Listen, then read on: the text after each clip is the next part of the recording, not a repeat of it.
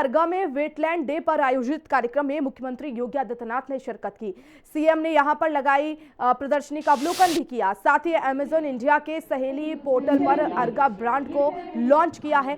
CM ने पर्यावरण मंत्रालय के द्वारा लगाए गए स्टॉल का भी निरीक्षण किया।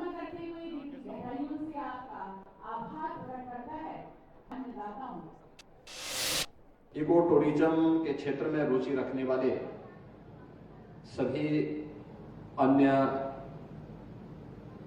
उपस्थित विशेषज्ञगण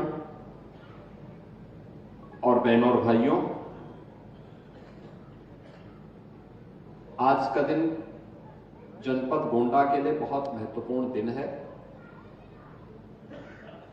जब यहां की एक प्राकृतिक झील को एक अंतर्राष्ट्रीय मान्यता प्राप्त कराने के उद्देश्य से वर्ल्ड वेटलैंड्स डे के अवसर पर यह कार्यक्रम यहां आयोजित है।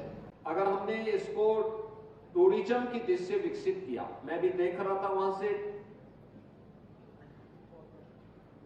कि कैसे कितने प्रकार की चिड़िया यहां पर बैठी हुई है, और याद रखना ये यहां की स्थानीय भी है और प्रवासी भी है। कुछ पक्षियां तो ऐसी हैं जो हजारों किलोमीटर की दूरी तय करते हुए यहां पर आई हुई है, और फिर जैसे यहां थोड़ी सी गर्मी बढ़ेगी फिर ये यहां से वापस अपने देश की ओर जाने लग जाएंगे। ये अपने साथ वहां की स्मृतियों को भी लेके आते हैं। अयोध्या धाम तो यहां से मात्र 20 किलोमीटर की दूरी पर है, और 20 किलोमीटर की दूरी अयोध्या धाम की है। हम लोगों ने थोड़ा सा वहां पे ध्यान दिया, कनेक्टिविटी वहां की ठीक कर ली, थोड़ी सुविधाएं वहां बढ़ाई। 2016 में अयोध्या धाम में 2,35,000 श्रद्धालु या टूरिस्ट आया था, और 2024 में इनकी संख्या बढ़कर के हो गई है। इससे वहां पे रोजगार के सृजन बढ़े हैं। जितनी भी ये प्राकृतिक झील होती है, यानी वेटलैंड्स होती है, यह हमारे पारिस्थितिकी तंत्र का एक महत्वपूर्ण केंद्र होता है। यह भूजल संरक्षण के लिए, सिंचाई और पेयजल की उपलब्धता, बाढ़ और सूखे पर नियंत्रण, कार्बन भंडारण और जलीय पारिस्थितिकी तंत्र पर निर्भर वनस्पतियों, वन्य प्राणियों और प्रवासियों और स्थानीय पक्षियों के संरक्षण के साथ साथ भोजन, औषधि और आजीविका के व आय के संसाधन उपलब्ध करवाने में ये वेटलैंड्स की एक बड़ी भूमिका है।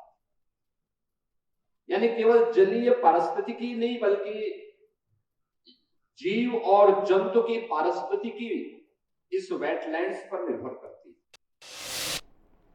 और वहीं बुलंदशहर में हिंदी खबर की खबर का एक बार फिर जबरदस्त असर हुआ है। हिंदी खबर पर 9 जनवरी को दिखाई गई खुर्जा मुंडाखेड़ा रोड की जर्जर सड़क की बदहाल स्थिति का यूपी लोक निर्माण विभाग के द्वारा संज्ञान लिया गया है, जबकि अब विभाग के द्वारा जिम्मेदारों को जल्द ही इस जर्जर सड़क का निर्माण पूरा कर यहां से गुजरने वाले मुसाफिरों की यात्रा सुगम बनाने के आदेश दिए गए हैं। 9 जनवरी को हिंदी खबर ने इस खबर को ग्राउंड जीरो से प्राथमिकता से दिखाया, और अब हिंदी खबर की खबर का ये जोरदार असर हुआ है।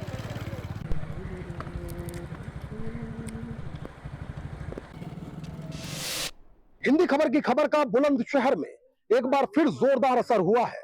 आपको बता दें कि बीते 9 जनवरी को हमने हिंदी खबर की टीवी स्क्रीन पर NH-34 को जोड़ने वाले बुलंदशहर के खुर्जा भटवारा मुंडाखेड़ा मार्ग की जर्जर हालत दिखाई थी, जिसके बाद लोक निर्माण विभाग ने इसका संज्ञान लिया और जिम्मेदारों को इस सड़क की मरम्मत करके इस रास्ते को दुरुस्त करने के निर्देश दिए। आपको बता दें कि तकरीबन 5.25 किलोमीटर का ये मार्ग NH-34 को जोड़ता है, और इस मार्ग से रोज सैकड़ों लोग दिल्ली जैसे बड़े शहर जाते हैं। जो लोग NH-34 पर चढ़कर नोएडा, गाजियाबाद, दिल्ली जाते हैं, उनको इस संपर्क मार्ग का इस्तेमाल करना पड़ता है, लेकिन इसकी जर्जर हालत की वजह से लोगों को कई परेशानियों का सामना करना पड़ता था। यह भी बता दें कि यहाँ की समाज सेवी रंजना सिंह भी लगातार इस सड़क के निर्माण की मांग कर रही थी, जबकि वो भी संबंधित अधिकारी और जिम्मेदारों से, जनप्रतिनिधियों से मुलाकात करके रोड बनवाने की मांग कर रही थी। हिंदी खबर ने 9 जनवरी को इस खबर को प्रमुखता से दिखाया, जिसके बाद खबर का संज्ञान हुआ और अब इस सड़क पर निर्माण कार्य शुरू हो चुका है। अपने सहयोगी हामिद के साथ मैं साजिद सैफी, हिंदी खबर, बुलंदशहर। वहीं रायबरेली में फर्जीवाड़ा करके बनाए गए जन्म प्रमाण पत्र का मामला सामने आया है। 52,000 जन्म प्रमाण पत्र निरस्त किए जाएंगे। डीपीआरओ ने प्रमाण पत्रों को निरस्त कराने के लिए शासन को सूची उपलब्ध कराई है। आरोपी वीडियो विजय यादव की यूजर आईडी और पासवर्ड का दुरुपयोग करके फर्जी जन्म प्रमाण पत्र बनाए गए थे। पाकिस्तान, बांग्लादेश, नेपाल आदि देशों से फर्जीवाड़े के तार जुड़े हुए हैं। बताया जा रहा है कि एक दिन में करीब 1000 फर्जी जन्म प्रमाण पत्र बनाए जाते थे।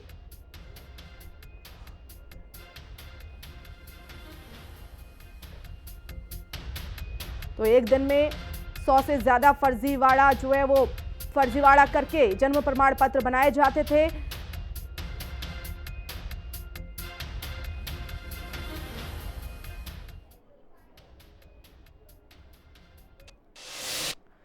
वहीं सोनभद्र में 2 पक्षों में मामूली विवाद में फायरिंग हो गई। इस फायरिंग में 2 लोगों के घायल होने की खबर है। घायलों को पुलिस ने अस्पताल में इलाज के लिए भर्ती कराया है। साथ ही 3 लोगों को हिरासत में लेकर पूछताछ शुरू कर दी है। विवाद की वजह दोनों पक्षों के वाहनों में टक्कर बताई जा रही है। तो मामूली विवाद में गोलियां चली, फायरिंग में 2 लोग घायल हुए हैं, इलाज जारी है। मामूली सी बात को लेकर विवाद बढ़ गया। 3 लोगों को हिरासत में लेकर पूछताछ की जा रही है।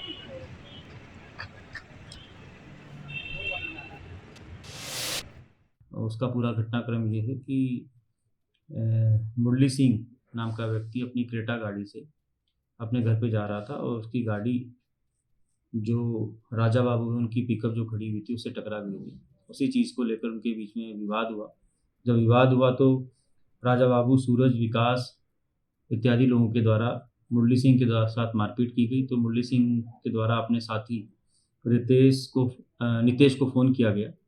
तो नितेश और रितेश और जन्मेजय ये तीनों स्कॉर्पियो से मौके पर आए और मौके पर आने के बाद में जब इन्होंने बीच बचाव किया तो इनमें आपस में मारपीट हुई। तो नितेश के द्वारा अपनी पिस्टल निकाली गई और उसी बीच फायरिंग हुई। इस फायरिंग में विकास सोनकर को गोली लगी, साथ ही साथ नितेश को भी गोली लगी। और वहीं बाराबंकी में शादी समारोह में हर्ष फायरिंग की घटना सामने आई है। हर्ष फायरिंग के दौरान गोली लगने से एक युवक घायल हो गया। युवक को पुलिस ने हिरासत में ले लिया है। बाराबंकी के लोनी कटरा थाना क्षेत्र के बेनीगंज गांव में एक शादी समारोह के दौरान हुई हर्ष फायरिंग ने एक बार फिर पुलिस प्रशासन की कार्यप्रणाली पर सवाल खड़े कर दिए हैं।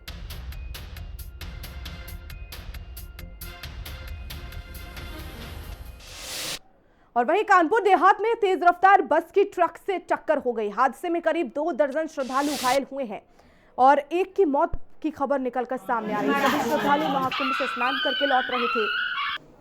तभी सुबह 6 बजे के आसपास ड्राइवर को नींद आ गई और बस की ट्रक से टक्कर हो गई। बस में करीब 40 से 50 श्रद्धालु सवार थे। घायलों को अस्पताल में भर्ती कराया गया है।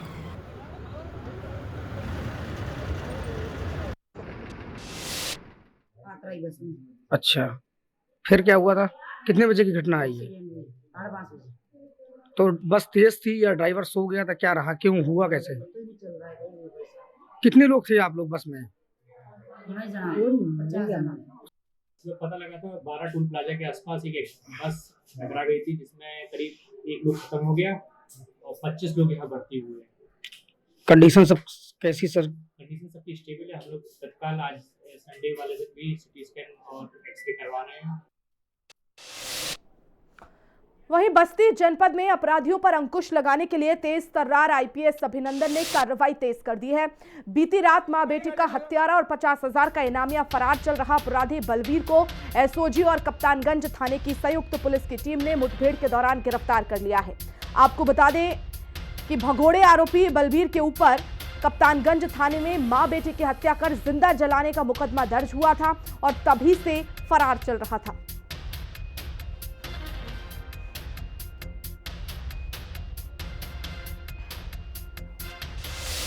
गढ़ा गौतम थाना कप्तानगंज जनपद बस्ती के अंतर्गत एक पुलिस मुठभेड़ में एक 50,000 के इनामिया की गिरफ्तारी की गई है, जो लंबे समय से फरार पर चल रहा था। इस व्यक्ति का नाम बलवीर उर्फ मन्नर है, जो थाना कप्तानगंज क्षेत्र का रहने वाला था।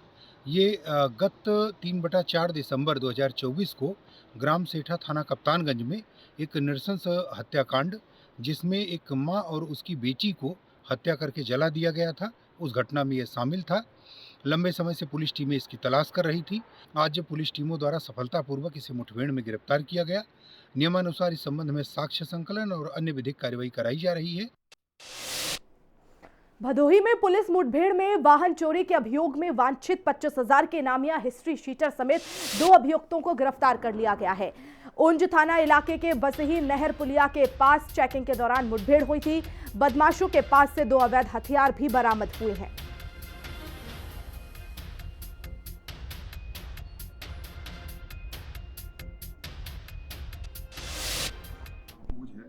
उसकी जो पुलिस चेकिंग कर रही थी और ये बसही नहर पुलिया के पास मुखबिर द्वारा सूचना मिली थी थाना उच्च की पुलिस को कि वहाँ पर कुछ बदमाश हैं, वो वहाँ से क्रॉस करेंगे।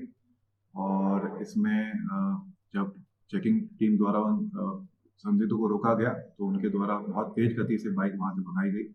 जब उनके पीछे हमारी टीम लगी तो उन्होंने फायरिंग भी करी पुलिस टीम पर, और पुलिस टीम ने सेल्फ डिफेंस में कुछ फायरिंग करी। फायरिंग में इसमें से एक बदमाश जो है जिब्राइल, उसके बाएं पैर पे गोली लगी है। और ये जिब्राइल जो है वो गोपीगंज थाने का एचएसपी है, और उसके द्वारा अभी पूर्व में ही कुछ दिनों पहले एक बोलेरो गाड़ी चोरी की थी, और उस बोलेरो गाड़ी में वो पशु तस्करी करके बिहार लेके जा रहा था। वो गाड़ी भी चंदौली पुलिस द्वारा पकड़ ली गई थी। अलीगढ़ के गांव भीकमपुर में 3 दिन से लापता युवक का शव सड़क किनारे संदिग्ध अवस्था में पड़ा मिला है। बहलोलपुर निवासी जितेंद्र रद्दी का काम किया करते थे। गुरुवार को जितेंद्र काम करने के बाद घर लौटे और कुछ देर बाद चले गए। गुरुवार से ही जितेंद्र गायब थे और पुलिस उनको खोज रही थी। परिजनों को पुलिस के माध्यम से जितेंद्र का शव भीकमपुर में पड़ा होने की सूचना मिली। परिजन का कहना है कि जितेंद्र के शरीर पर गंभीर चोट के निशान हैं और उनकी हत्या की गई है। फिलहाल पुलिस ने रविवार को पोस्टमार्टम के बाद शव परिजन को सौंप दिया है और मामले की जांच पड़ताल में जुट गई है।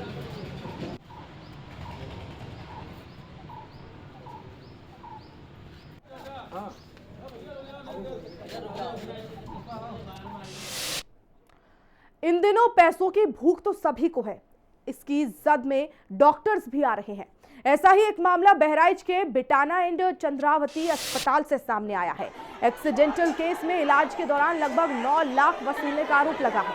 परिजन ने आरोप लगाया कि उनके मरीज की 6 दिन पहले ही मौत हो गई थी। इसके बावजूद अस्पताल के डॉक्टर्स मृत शरीर को रखकर जिंदा बताकर रुपए वसूलते रहे थे।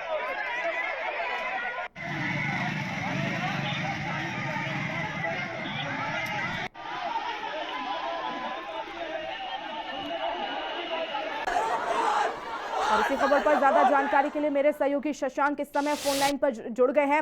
शशांक, बहराइच की जो चर्चा है वो आए दिन होती रहती है, कभी भेड़ियों को लेकर, कभी गुलदारों को लेकर, कभी किसी और चीज को लेकर, लेकिन यहाँ पर एक हैरान करने वाला मामला सामने आया कि आखिर मृतक था उसे जिंदा बताते रहे, 9 लाख वसूल लिए। ये बहुत बड़ी लापरवाही है और खासतौर पर डॉक्टर्स ऐसा कर रहे हैं। ये बताना चाहेंगे कि ये परिजनों का ये आरोप है। कल एक बड़ी घटना बहराइच में हुई है। चंद्रावती अस्पताल जो है, ये बिटाना अस्पताल, ये बड़ा अस्पताल यहाँ पर है, डॉक्टर वर्मा है, उनका ये अस्पताल है। इसमें परिजनों ने ये आरोप लगाया कि उनके मरीज को 6 दिन तक रखे रहा गया और मृत शरीर का इलाज किया गया। काफी पैसे वसूले गए, 8-9 लाख रुपए वसूलने का इल्जाम उन्होंने लगाया और काफी ज्यादा हंगामा वहाँ किया। कल की स्थिति बहुत भयावह स्थिति वहाँ थी। प्रशासन को बड़ा संज्ञान लेना पड़ा, एसडीएम और सीओ को मौके पहुंच करके इस चीज को संभालना पड़ा। लेकिन बड़ी बात ये भी है कि जब हिंदी खबर ने वहाँ के जो जिम्मेदार अस्पताल के प्रशासन से बात किया तो उन्होंने ये कहा कि ये जो व्यक्ति है ये पूर्व परिचित था और इसका एक्सीडेंट हो गया था 5-6 दिन पहले, और चूंकि उनका पूर्व परिचित था वो, और उसकी पत्नी स्वयं आकर के उसने निवेदन किया कि उसका यहाँ पे इलाज कर दिया जाए। और कहीं वो लोग इधर उधर गए थे लेकिन उनका इलाज संभव नहीं, कहीं किसी अस्पताल ने उनको नहीं टेकअप किया, तो इन्होंने मानवीय दृष्टिकोण से उसको अपने पास भर्ती किया और उसका इलाज जारी था। स्थिति के बारे में परिजनों को बता दिया गया था। कल की स्थिति ये बनी है कि चूंकि उसका 6 दिन से इलाज चल रहा था, मृत जो है अस्पताल प्रशासन कहना है कि उसकी मौत 6 दिन पहले नहीं हुई, कल ही उसकी मौत हुई। इसकी सूचना परिजनों को दी गई थी, लेकिन लोग आए, ज्वलित हुए और उन्होंने जिला अस्पताल पर इल्जाम लगाया कि उन्होंने पैसे बहुत वसूले और मरीज को उन्होंने 6 दिन पहले ही मृत शरीर का इलाज करते रहे।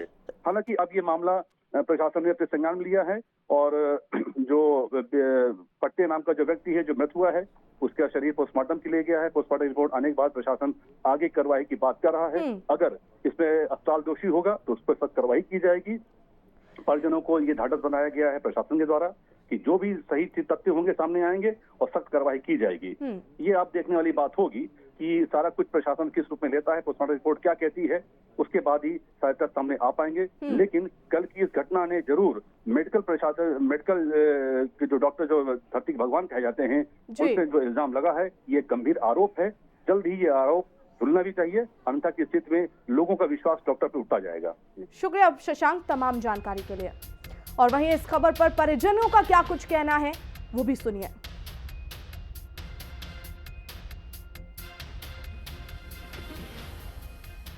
हॉस्पिटल इसलिए इल्जाम कर रहे हैं कि हमारे आदमी का हॉस्पिटल एक्सीडेंट हुआ, हम घर से पहुंचते तब तक कुछ लोग लाए चंद्रावती हॉस्पिटल में भर्ती किया और हमारे आदमी को 11 दिन से रखे हैं, ना छूने दे, उसका अंदर जाने दे, ना देखने दे। रुपया 8-9 लाख 9 लाख रुपया ले 8 हम लगा दिया। लाख लिए कि 1000 लिए? 9 लाख रुपया ले लगा दिया। आपके पति की तबीयत कैसी है? आपके पति की तबीयत खत्म है।